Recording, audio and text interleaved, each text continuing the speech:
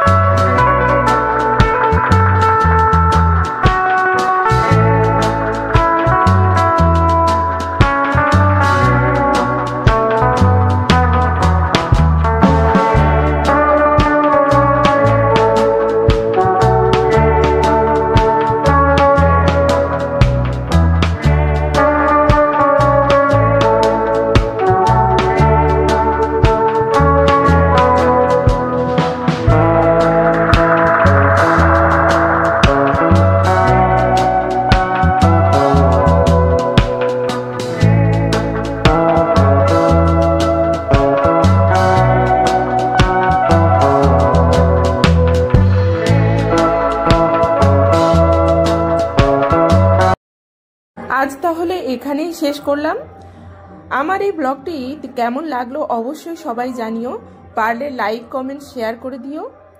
অবশ্যই আমার পাশে থেকো। আর সবার জন্য অনেক অনেক ভালোবাসা রইল। অনেক অনেক ধন্যবাদ বন্ধু।